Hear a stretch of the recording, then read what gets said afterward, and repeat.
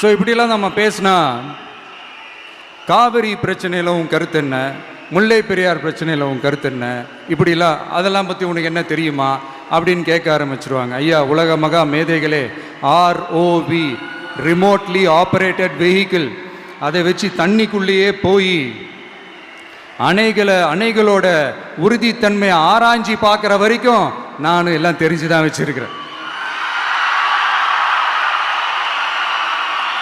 ஒருத்தன் சைலண்டாக இருக்கான், அமைதியாக இருக்கான்னா உடனே அவனுக்கு எதுவுமே தெரியாதுன்னு நினச்சிடாதீங்க.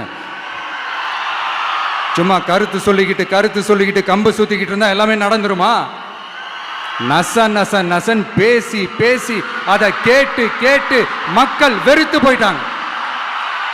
உருப்படியா ஏதாவது யோசிங்கயான்னு மக்கள் நினைக்கிறத யாருக்கு தெரியுதோ தெரியலையோ, எனக்கு அது நல்லாவே தெரியுது. உரிய இடத்துக்கு போய் சம்பந்தப்பட்டவங்களோட பேசி அதுக்கான சொல்யூஷன் என்னன்னு தெரிஞ்சுக்கிட்டு அதை ப்ராப்பராக எக்ஸிக்யூட் பண்ணணும். அடுத்து நம்மளுடைய கடல் விவசாயிகளான நம்மளுடைய மீனவர்களுடைய பிரச்சனைக்கு அப்பப்போ எந்திரிச்சு கடிதம் எழுதிட்டு திரும்ப தூங்க போயிடுவார்.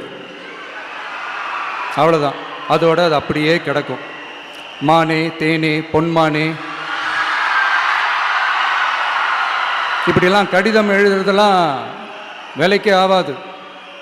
ஒன்றிய அரசுக்கு அந்த உண்மையான உணர்வுபூர்வமான அந்த அழுத்தத்தை கொடுக்கணும். நம்ம மீனவர்கள் மேல அவங்க கையே வைக்கக்கூடாது, கையே வைக்க விடக்கூடாது. அவங்களுக்கான அந்த பாதுகாப்பு பக்காவா இருக்கணும். அதுதான் நம்மளுடைய ஒரே அஜெண்டா. மீனவர்களே, அடுத்து நம்மளுடைய ஆட்சி தான்.